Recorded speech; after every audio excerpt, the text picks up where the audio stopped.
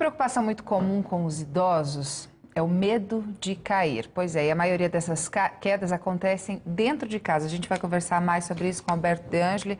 Alberto, uma das dicas é redobrar o cuidado com tapetes, escadas, se possível tirar, né? Olá, Gisele, bom dia. Pois é, tem que reforçar esses cuidados, adaptar um pouco a casa e a própria rotina do idoso.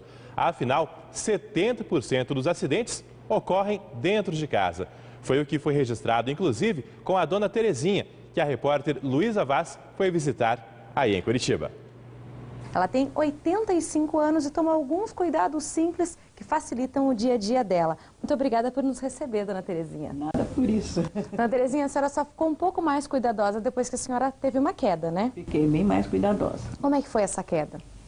Foi chegando no apartamento, eu fui para a garagem, desci a escada, estava meio escuro e eu não vi o último degrau e caí. E aí depois foram meses sem poder caminhar? Aí foram 3 meses sem poder caminhar.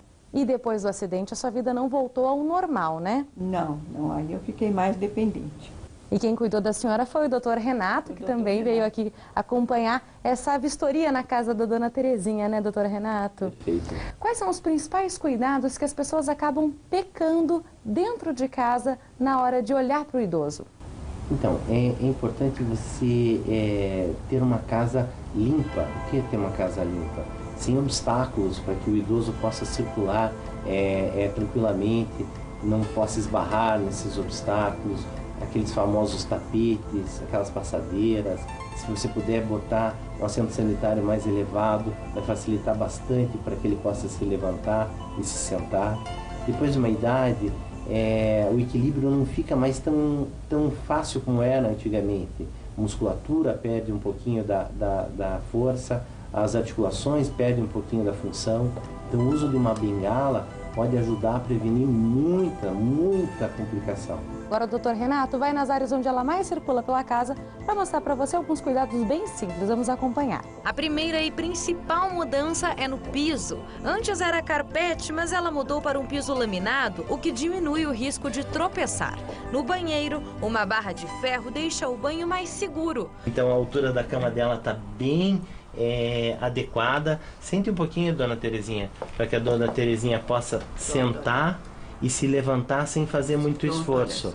Então o ideal é que o joelho não dobre mais do que 90 graus quando você senta. Ele fique num ângulo mais reto, para que ela possa levantar. O sofá também. O sofá também eu sento bem nele. Outra coisa bem interessante aqui no quarto da dona Terezinha é o aparelho de ginástica que ela tem, porque depois de uma queda, depois de um procedimento cirúrgico, ou mesmo antes, é importante que as pessoas fiquem ativas. E depois de uma certa idade, o melhor exercício que existe é sem impacto. Então esse aparelho que ela tem chama elíptico. Elíptico. Que ela consegue exercitar enquanto vê a TV.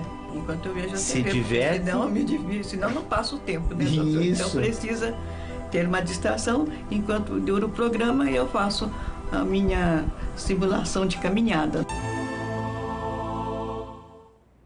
A gente segue falando sobre esse assunto agora com o nosso colunista de terceira idade, de qualidade de vida na terceira idade, doutor Marcos Cabreira. Doutor, a gente estava vendo a dona Terezinha aí toda elegante, mas dá para melhorar algumas coisas. Calçado, por exemplo, não pode ser liso, né? Exatamente, né? Então, assim, nós vimos um tipo de calçado que para ficar bonito, né? Mas no dia a dia é importante se preocupar com isso, né? Com o tipo de calçado, um calçado que fixe bem ao pé e que tenha um certo equilíbrio. Se aumentar muito o salto, esse desequilíbrio que é o comum depois de uma certa idade, pode piorar um pouco mais. Como que deve proceder nesse caso aí? A família deve restringir a mobilidade do idoso, o idoso deve andar menos, se deslocar menos, ou não é por aí? Nós temos um bem maior na velhice, que é o grande determinante de qualidade, que é a autonomia, que é a capacidade do indivíduo decidir a própria vida. Então, assim, em nenhum momento nós podemos comprometer essa autonomia. Então, a família que é bem intencionada, que quer ajudar, que tem amor pelo idoso, tem que ter essa noção de que é importante que ele participe dessas transformações, que ele reconheça os seus problemas, que ele reconheça as suas vulnerabilidades e aí que ele participe dessas transformações. Vamos tirar o degrau, vamos mudar o banheiro, banheiro, vamos aumentar a porta, né? Vamos começar a usar bengala. Usar bengala é um negócio dificílimo de convencer o idoso a assumir a bengala, porque talvez esteja dentro daquele estigma do indivíduo velho, né? Então, assim, mas é importante, né? Como é importante ter um terceiro apoio para que você não caia. Ficar parado é muito pior. Muito pior. Este é o grande problema. Quer dizer, nós corremos riscos.